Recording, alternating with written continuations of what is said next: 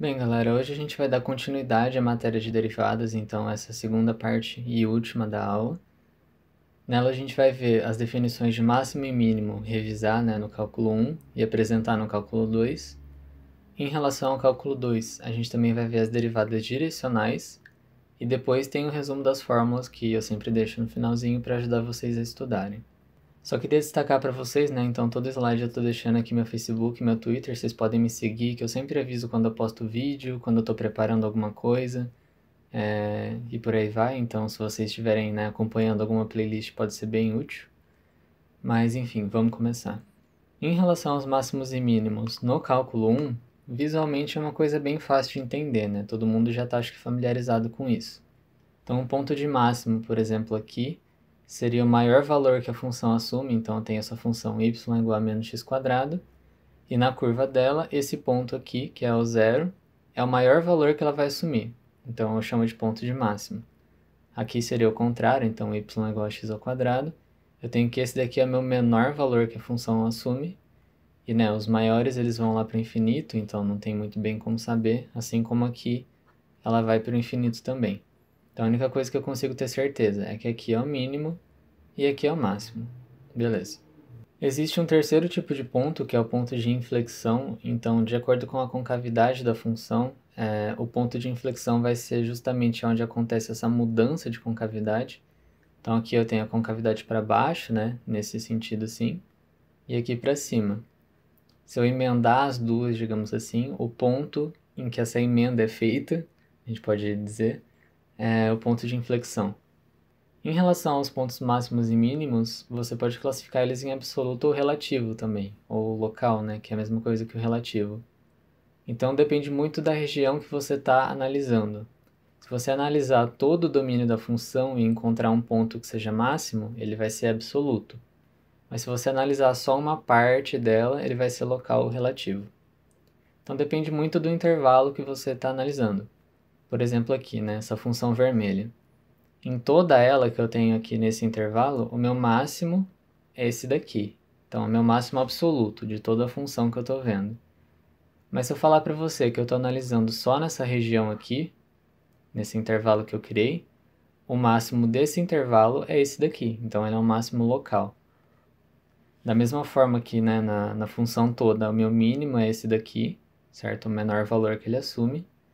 Mas se eu, por exemplo, estivesse analisando aqui e aqui, o meu mínimo local seria esse. Então, nessa região toda aqui, o meu mínimo local, meu mínimo relativo, seria esse daqui.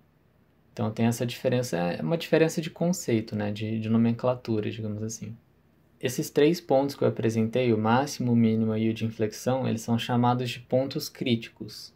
Então, pensa que ele tem esse nome porque ele é importante para o estudo da função, certo? Ele é um ponto importante. E esses pontos eles vão sempre acontecer quando a derivada naquele ponto for zero ou não existir. Mas perceba que, por exemplo, se eu pegar um pedaço dessa função aqui, certo? Eu já expliquei que quando ela é meio pontuda, assim, ao invés dela ser uma coisa assim, se ela tem essa quininha, se ela é muito pontuda, isso daqui resulta pra gente que a gente tem várias derivadas, várias retas tangentes possíveis. Então, essa derivada ela não existe nesse ponto, certo?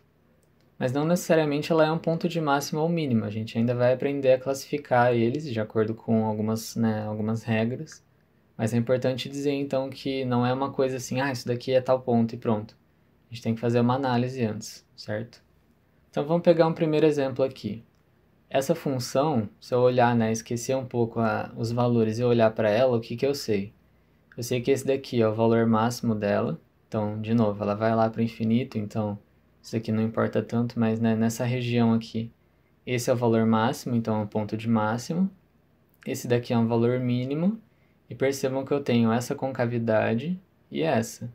Então, o ponto exato em que elas trocam seria esse zero aqui no meio. Então, o meu zero é um ponto de inflexão, certo? São os três pontos que eu acabei de falar.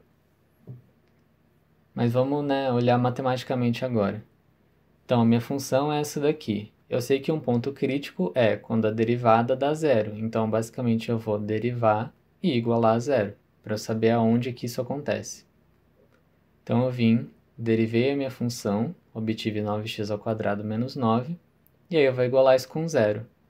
Isolando o meu x, eu vou ter que x é a raiz de 1. Então, o meu x pode ser 1 ou menos 1. E é exatamente o que a gente observa aqui, ó. Meu ponto máximo está acontecendo aqui no menos 1 e o meu ponto mínimo no 1. Então, a gente acertou, certo? Agora, como que eu vou classificar, né? Óbvio que eu já vi o desenho aqui, então eu já sei, mas se eu não tivesse o desenho, eu vou fazer o teste da segunda derivada. Então, eu vou derivar a função de novo, né? Segunda derivada é uma derivada duas vezes. E eu vou substituir. Então, a gente encontrou x é 1 ou x é menos 1. Eu vou pegar esse 1, por exemplo, e vou substituir na segunda derivada. Se o resultado for menor que zero, ele é um ponto de máximo e a concavidade é para baixo. Se o resultado for maior que zero, então a concavidade é para cima, ele é um ponto de mínimo. Se for igual a zero, é um ponto de inflexão. Fazendo a análise, então, eu tenho aqui os dois pontos que a gente encontrou, a primeira derivada, e eu já fiz a segunda derivada, então que seria 18x. Para o primeiro x, para o x igual a 1, eu vou pegar a segunda derivada e vou substituir o x ali, certo? Então, 18 vezes 1 vai dar 18. 18 é um número positivo, então percebam que deu positivo. Logo, a gente sabe da concavidade e que é um ponto de mínimo. Então, está anotado aqui. Para o x igual a menos 1, eu vou pegar, substituir o menos 1 na segunda derivada de novo. Então, 18 vezes menos 1 vai dar menos 18, um valor negativo. Então, a gente já sabe que é o contrário desse daqui, é um ponto de máximo. E o que eu tinha falado é que quando der zero, vai ser um ponto de inflexão. Então, minha segunda derivada é 18x. 18x é igual a zero quando o x é igual a zero. Então, x é 0, é meu ponto de inflexão. X é 1, é meu ponto mínimo. X é 1, é meu ponto mínimo. E x é menos 1, é meu ponto máximo. Menos 1, meu ponto máximo. Então, classificamos, né, usando essas comparações aqui, os três pontos. Agora, no cálculo 2, se de novo eu começar vendo com imagens, não é tão difícil de entender o máximo e o mínimo. Então, percebam que é até parecido, né? A gente estava vendo as parábolas ali atrás, tem duas parábolas também nesses exemplos. Então, o meu ponto mínimo, né, o meu menor z que eu vou atingir, agora não é mais o y, é o z, vai ser aqui, é a minha menor altura da função. Ao passo que aqui seria a minha maior, né, já que ela está indo para baixo. Então percebam que é praticamente a mesma coisa, a única diferença é que agora a gente não está mais analisando no plano xy, a gente tem a dimensão do z e a gente vai ver qual que é o maior ou menor z. O conceito de absoluto ou relativo continua existindo no cálculo 2. Então, vamos supor, né, que na minha região, lembrando que a minha região está sempre aqui no plano xy, se na minha região eu tenho um ponto AB e um outro ponto, uma região, né, uma vizinhança que eu estou chamando aqui, é a mesma coisa. Eu tenho um ponto AB e eu tenho um ponto XY. Se o meu Z, né, minha F de AB, o meu Z gerado por AB, então a altura que isso daqui vai gerar, se ela for maior ou igual à altura que isso daqui vai gerar, então ao meu Z de F de XY, para qualquer valor de XY na vizinhança, então tem um máximo relativo. Relativo por quê? Porque eu estou analisando isso em relação a uma vizinhança. É bem, né, análogo ao cálculo 1. Então, no cálculo 1, o meu absoluto é se eu estivesse olhando a minha função inteira, e o meu relativo é se eu estivesse olhando só em um pedacinho dela. Então, aqui eu estou olhando em uma vizinhança, que seria um pedacinho, e aqui eu estou olhando em tudo. Então, ó, se meu ponto z, se a altura z do meu f de AB for maior que do f de xy, para qualquer ponto no domínio da função, então agora não é mais uma vizinhança, é o domínio inteiro, né, toda a função, aí é um máximo absoluto. Porque o AB vai ser o maior ponto em relação a toda a função no domínio. Se vocês quiserem saber o de mínimo, né, a relação é a mesma, então é só colocar menor ou igual aqui e menor ou igual aqui, que vocês vão ter o mínimo relativo e o mínimo absoluto. Também, igual ao cálculo 1, a gente vai analisar então os pontos críticos. Todos os máximos e mínimos são pontos críticos da função. Eles acontecem agora não quando a derivada é zero, mas quando o vetor gradiente é zero, ou quando uma das derivadas parciais não existe. Então lembra que o meu vetor gradiente ele é meu f em x, meu f em y. Se uma delas não existir, também considero como um ponto crítico. Nesse exemplo que eu dei aqui, meu z é x ao quadrado mais y ao quadrado. Fazendo o vetor gradiente, a gente vai ter 2x e 2y. Para o ponto crítico, então, o meu vetor gradiente tem que valer zero, ou seja, 0,0. Portanto, o meu 2x tem que ser igual a zero e o meu 2y tem que ser igual a zero. São duas igualdades aqui. Para que isso aconteça, o meu x e meu y tem que ser zero, né? Não tem nenhum outro valor que eu vou multiplicar aqui que vai dar zero nos dois. Então eu sei que x0 e y0 é um ponto crítico. Mas e agora? Será que ele é de máximo, de mínimo ou nenhum dos dois, se é algum outro, como por exemplo a gente tinha a inflexão no cálculo 1? Para descobrir isso, vamos classificar eles também da mesma maneira que no cálculo 1. Só que agora a classificação é feita através da matriz hessiana. Então, o que é essa matriz? É uma matriz com um símbolo de H, né, de hessiano, que a gente vai ter a derivada segunda em x, então derivada parcial em x e em x de novo, derivada parcial em y e em y, aqui a derivada em x e y e depois em y e x. Então, fazendo o determinante dessa matriz aqui, a gente vai conseguir o valor da hessiana. Se A e B é um ponto crítico, a hessiana aplicada nesse ponto, se for maior que zero, e se a derivada segunda em x, né, essa daqui, nesse ponto for maior que zero, meu ponto é de mínimo relativo. Se a hessiana for maior que zero ainda, só que a minha derivada segunda em x for menor que zero, o ponto é de máximo relativo. Se a hessiana for menor que zero, o ponto não é extremo e sim um ponto de Cella. Então é a minha terceira opção, né? Antes eu tinha inflexão, agora eu tenho ponto de Cella, que eu já vou definir um pouco mais para frente. E se a hessiana der zero, eu não tenho nenhuma conclusão. Então eu simplesmente considero que eu não tirei nenhuma conclusão. Pode parecer muita informação de início, mas basicamente o que a gente tem, né? Aqui a gente pegou o 0,0 de exemplo. Então, ó, eu vou calcular essa matriz hessiana, eu vou ter várias equações aqui, certo? De acordo com as minhas derivações. E meu ponto ali no outro exemplo era 0,0. Então isso daqui vai resultar em alguma coisa. Eu vou aplicar esse 0,0 em alguma coisa. Então eu vou aplicar esse 0,0 na minha hessiana, vou ver o valor que dá. Eu vou aplicar esse 0,0 na minha derivada segunda de x, então duas parciais em x. Vou ver o valor que dá. Dependendo desses dois valores, eu classifico. Não é tão complicado, a gente vai ver um exemplo mais para frente. Para quem não lembra como resolve o determinante, então, né, você multiplica ele assim, um determinante de duas dimensões no caso. Multiplica ele assim, então A vezes D, que aí subtrai a multiplicação de C vezes B. Então a gente vai multiplicar isso por isso e subtrair da multiplicação disso por isso.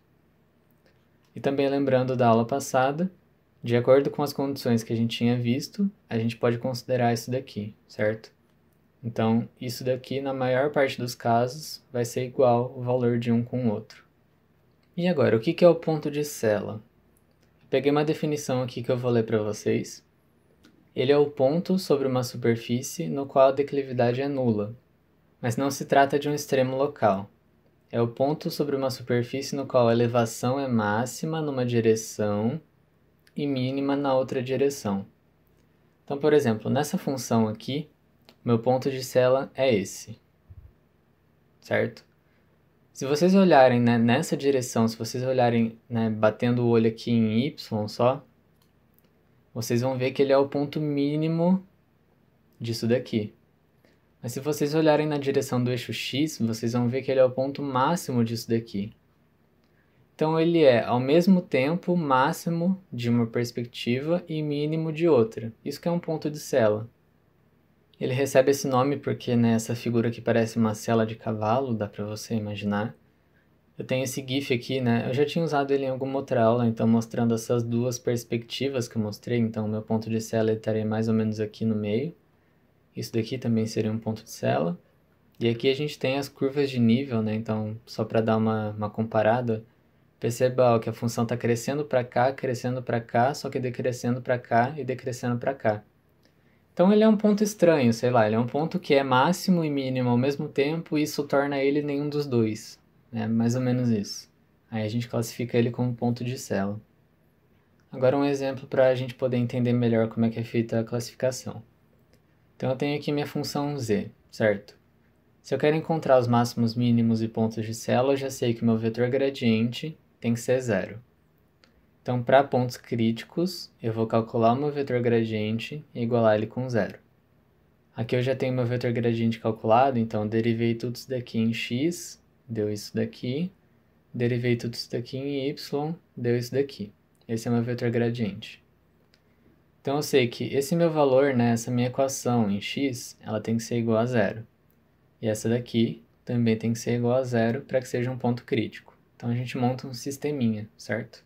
Nesse caso em específico, se a gente esquecer um pouquinho essa equação aqui de cima, percebam que para que isso daqui seja verdade, eu preciso que ou o meu x seja zero, ou o meu y seja zero, certo? Então a gente vai usar essa premissa, esse raciocínio, né, para que essa equação funcione para poder fazer os pontos críticos.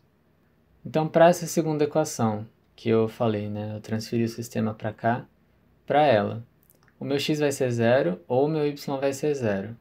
Se o meu x for zero, eu volto lá na minha primeira equação, então eu tenho ela aqui, vou substituir o x0 nela, e eu fico com isso. Posso passar o meu 3 para cá, ele vem somando, passo o outro 3 dividindo, e no fim das contas eu tenho que y é a raiz de 1. Então o meu y vai ser mais ou menos 1. Ou, se o meu y for zero, eu vou de novo voltar lá na primeira equação, então reescrevi a primeira equação, coloquei y0 nela, ficou isso daqui. E da mesma forma, então, passo o menos 3 para lá, fica mais 3. Passo 3 dividindo, fica x ao quadrado, é raiz de 1. Então eu tenho que meu x é mais ou menos 1. Então a gente conseguiu 4 pontos críticos com isso. Por quê? Se o meu x for zero, eu posso ter y mais 1 ou menos 1. Então, x0, y1, x0, y menos 1. Ou, se meu y for zero, eu posso ter x mais ou menos 1. Então, y0, x1, y0, menos 1. Descobrimos os 4 pontos críticos dessa função. Eu escrevi então aqui, deixei anotado os pontos e eu coloquei a regrinha, né, da classificação desse ano. Então, eu montei minha matriz esse ano aqui. Eu não vou, né, mostrar ela sendo montada, mas considerando que a gente já viu essa matéria, não deve ser tão difícil. Basicamente, são, né, derivadas segundas parciais. Então, pegar a função derivada duas vezes em x, colocar o valor aqui. Derivada duas vezes em y, colocar aqui. Enfim, a gente já viu isso na aula passada. Então eu peguei a minha função inicial lá, fiz as derivadas de segunda ordem e organizei aqui. Fazendo o determinante então, como eu disse, é isso daqui multiplicado, dá 36x ao quadrado, menos isso daqui multiplicado, menos 36y ao quadrado. Então essa daqui é minha hessiana. O que eu vou fazer agora? Eu vou pegar cada ponto, então vou ter 4 testes, e aplicar nessa equação aqui. Então, para o primeiro ponto, 0 e 1, eu consegui menos 36. Quando a hessiana é negativa, a gente já sabe que o ponto é de sela. Para 0 e menos 1, mesma coisa, ponto é de sela. Para 1 e 0, a minha hessiana deu positiva. Então, eu tenho duas possibilidades aqui. Eu vou ter que testar esse ponto também na derivada, né, duas vezes de x.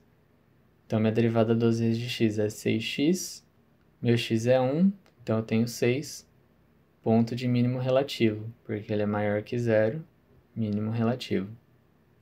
E agora para o último ponto, que é menos 1 e 0. De novo a minha hessiana deu 36, então eu vou ter que testar na segunda derivada, né, na derivada de ordem 2 parcial de x e x.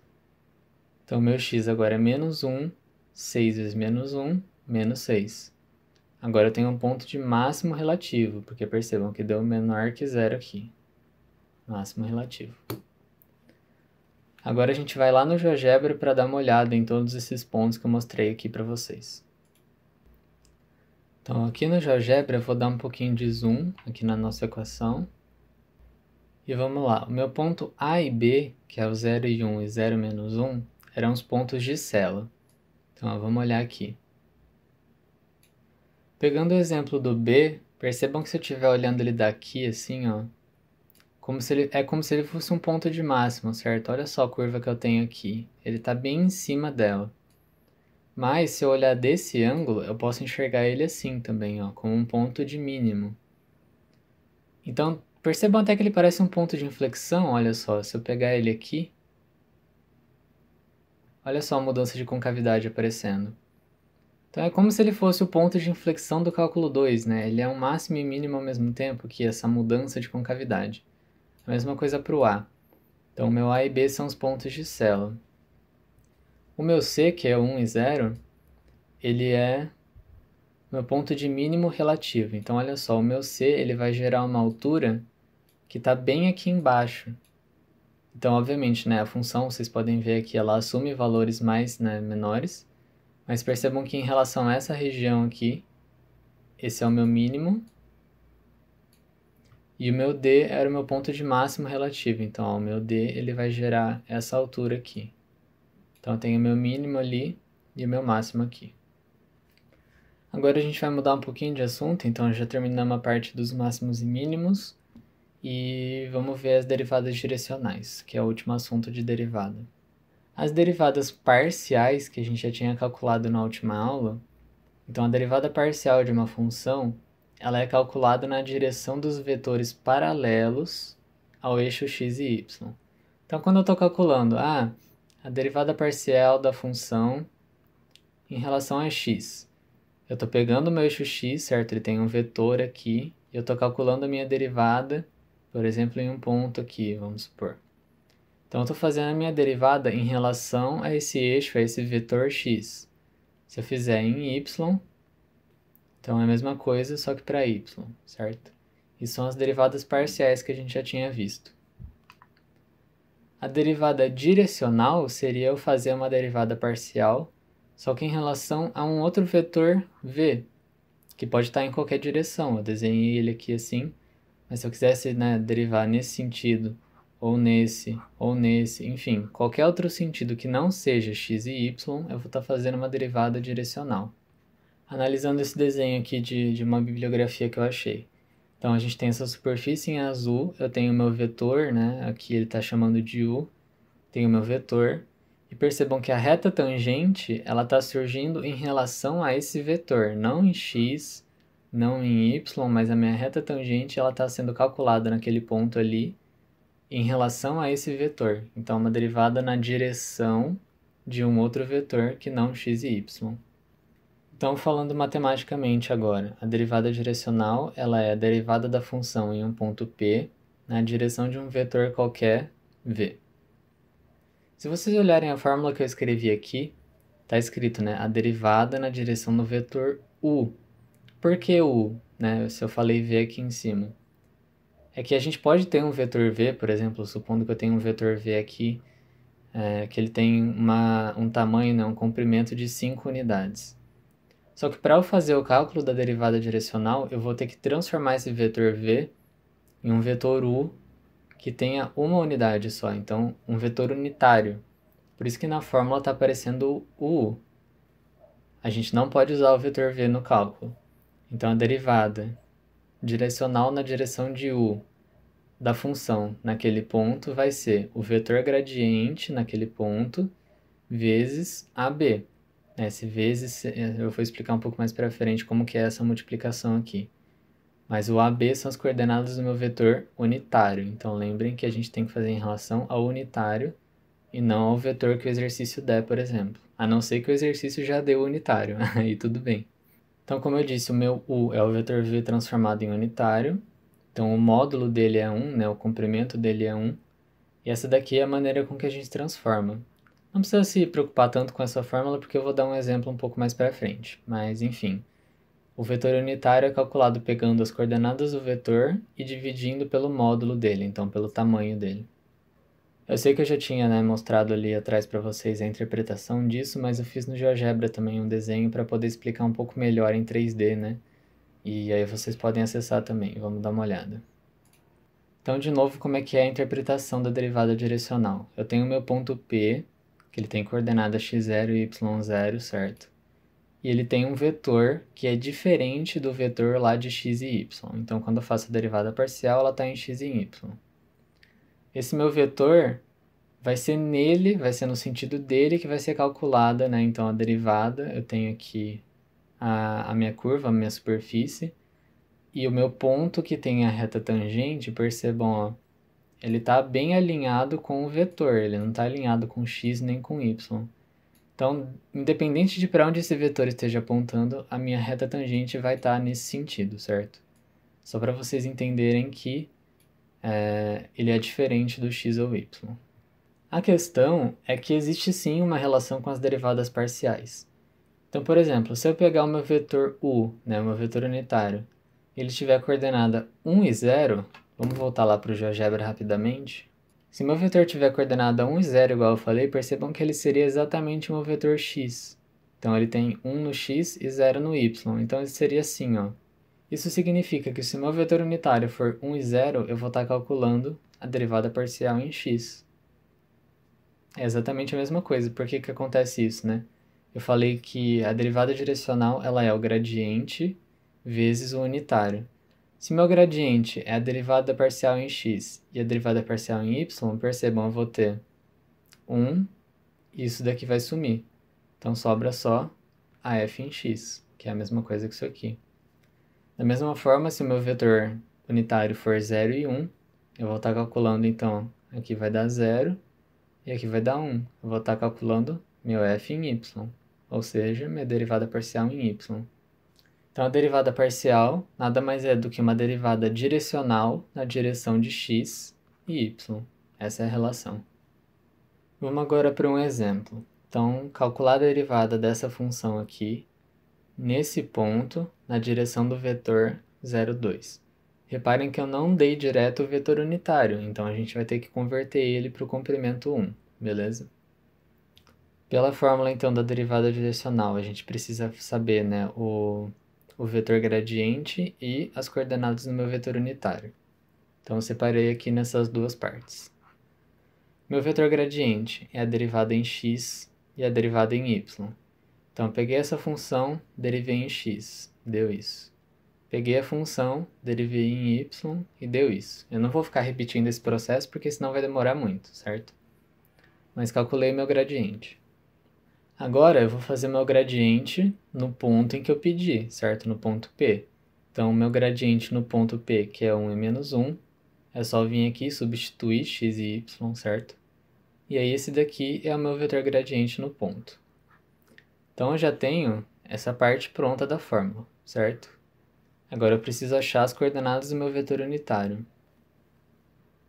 Agora, em relação ao meu vetor v, que eu tenho aqui anotado, então, meu vetor unitário, como eu tinha dito, vai ser as coordenadas do vetor v, então 0 e 2, dividido pela norma ou pelo módulo, né, pelo tamanho desse vetor, que a gente vai calcular com a coordenada em x ao quadrado mais a coordenada em y ao quadrado e fazer a raiz disso. Então, essa raiz aqui vai dar a raiz de 4, que dá 2. E vocês podem pensar nisso daqui, né, por que resultou nisso, nessas coordenadas. Pensem que eu tenho, por exemplo, 1 sobre 2 vezes 0 e 2, que é exatamente o que eu tenho, né? Tenho 1 sobre 2 aqui fora, multiplicando essas coordenadas. Então, 1 sobre 2 vezes 0 vai dar 0 sobre 2, que é a mesma coisa que 0.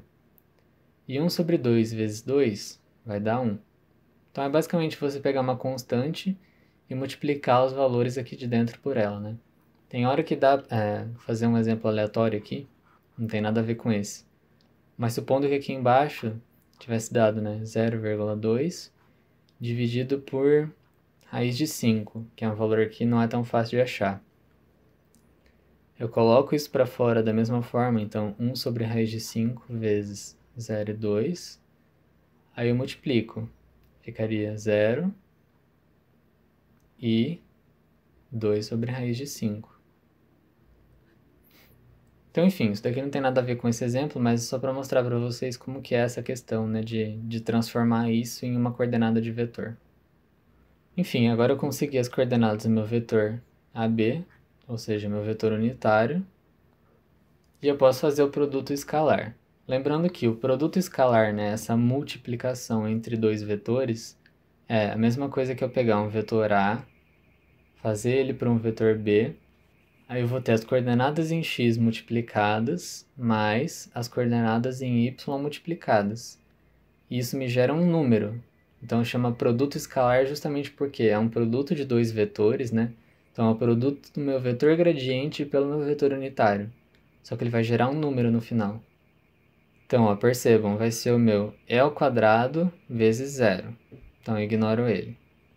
Vai ser o meu menos 2e ao quadrado vezes 1, que dá menos 2e. Essa é a minha derivada direcional. Aquela fórmula ali que eu apresentei, ela só pode ser usada quando a função for diferenciável, certo? Que é um conceito que a gente já viu também, quando eu conseguir calcular a derivada. Mas pela definição formal, vai ser sempre válido, não importa se seja diferenciável ou não. Então eu tenho aqui a definição formal, e uma coisa importante de dizer também é que se a gente calcular por aquela fórmula, né, que eu apresentei, que é o gradiente vezes o unitário. Se eu calcular desse jeito, calcular pela formal e der um valor diferente, é um sinal de que a função não é diferenciável. E o valor certo vai ser, né, o da definição formal, vai ser esse daqui. Eu não vou dar tanto destaque a essa definição formal, porque, enfim, vai demorar muito para explicar, e a conta é um pouquinho grande, mas se vocês quiserem, vocês podem ver aqui. Então, é a mesma coisa, eu tenho uma função, tenho um ponto e um vetor unitário, né? Se fosse um vetor V, eu teria que transformar ele, mas o enunciado já deu unitário. Então é só vocês pegarem esses valores, irem aplicando na fórmula e ir simplificando, simplificando, até que vai dar um limite. E esse valor h, normalmente ele vai sumir, né? Tá tendendo a zero, então percebam que no meu resultado final aqui, meu h some e eu fico com isso. Então, de novo, eu não vou explicar tudo isso daqui, mas se vocês quiserem conferir, é só dar uma olhadinha aí nas contas. Para encerrar essa aula, faltam então as taxas de variação. O que seria isso? Bem, a nossa derivada direcional ela vai ser máxima, então lembra que a derivada direcional me retorna um valor, né? Esse valor vai ser máximo se o meu vetor unitário for exatamente igual ao meu vetor gradiente. E a taxa de variação máxima vai ser o módulo do gradiente. A mesma coisa vale para o decrescimento, né? Então tem o crescimento aqui, e o decrescimento vai ser na direção do vetor unitário, que seja menos o gradiente com menos o módulo do gradiente. Então, nesse exemplo, a gente vai determinar a taxa de variação dessa função para esse vetor unitário nesse ponto, e falar em qual direção a f tem a maior taxa de variação e qual é o seu valor. Então, até aqui a gente já sabia fazer, certo? Agora a gente quer saber a direção da maior taxa e qual o valor, que é justamente o que eu apresentei aqui em cima. Então, fazendo o gradiente dessa função, eu vou derivar em x, vou derivar em y, e vou substituir os valores do ponto em x e y. Então, meu vetor gradiente, a gente já sabe calcular, tranquilo, vetor gradiente no ponto 2, 0, vai dar 1 e 2. Fui lá e calculei a derivada direcional, então na direção do vetor que me foi fornecido, que é o gradiente vezes o unitário, deu 1. Beleza. Agora a pergunta dele. Qual direção f tem a maior taxa de variação? Bem, a maior taxa, ou seja, a taxa é máxima, se o unitário for o gradiente. Então, meu gradiente é 1, 2, a maior taxa na direção do vetor 1, 2. E qual que é a taxa? É o módulo do gradiente. Então, o módulo de 1, 2, né, igual eu tinha mostrado lá atrás, seria 1 ao quadrado, raiz de 1 ao quadrado, mais 2 ao quadrado. Que aí vai dar a raiz de 5. Então não é nenhum conceito muito novo, assim, é só, né, a gente igualar os dois vetores e fazer o módulo do gradiente para poder responder. Lembrando que o decrescimento é a mesma coisa, só que ao contrário, né, com um sinalzinho de menos. A interpretação gráfica disso é bem, né, similar com quando eu falei especificamente do vetor gradiente lá na aula passada. Então eu tenho meu vetor gradiente aqui, né? Ele representa para mim o meu aumento mais rápido da função, então, ó, se eu jogar ele lá para cima, esse daqui, né, é o sentido que minha função está crescendo mais rápido. E se eu pegar menos o gradiente, então se eu pegar ele ao contrário aqui, né, a minha redução mais rápida. Então, de novo, se eu rebater aqui em cima, ó, é meu sentido de redução mais rápido da função. Redução do quê, né? Redução da função significa a redução do z. Então, é a taxa em que o meu z vai reduzir mais rapidamente, né? Ou crescer mais rapidamente. Bem, agora o resumo das fórmulas é esse daqui. Eu vou deixar nessa telinha para vocês. E, enfim, aqui a gente encerra a parte de derivadas, então a próxima aula já vai ser em relação às integrais duplas. Essa parte de integrais, ela tem bastante matéria, então os slides ficaram bem grandes, né? Eu já tô quase terminando de fazer eles, e aí eu já vou gravar eles. Mas eu só queria pedir a paciência, né? Porque realmente é bastante matéria, então, como eu já expliquei, né, para quem me segue nas redes sociais, eu tô fazendo faculdade, eu tô fazendo essas aulas baseadas nas aulas que eu tenho na faculdade e nas coisas que eu pesquiso por fora. Então, né, esse primeiro mês do canal, por mais que eu tenha crescido bastante, e por mais que eu sinta que o conteúdo tá muito bom, eu sei que eu consigo deixar ele melhor se eu tiver mais tempo, então o semestre que vem, muito provavelmente eu vou postar menos, né, menos matérias, menos variedades de matéria, vou focar em uma ou duas só, e tentar fazer uma coisa com mais exemplo, mais exercício, né? Essa playlist de cálculo, eu disse que eu queria fazer algumas aulas de exercício, mas acabou não dando tempo, né? Não foi nem porque eu não quis, é porque realmente não deu tempo. Mas enfim, eu acho que já ajuda bastante a quem está precisando aí. Eu sei que cálculo 2 é uma matéria difícil, então espero que eu esteja ajudando. Só lembrando vocês de me seguirem no Twitter, no Facebook, para saberem das atualizações, de quando eu posto coisa nova, do que eu vou fazer com o canal e por aí vai. Obrigado se você assistiu até aqui, deixa um joinha, manda para os seus amigos que podem se interessar e até a próxima aula.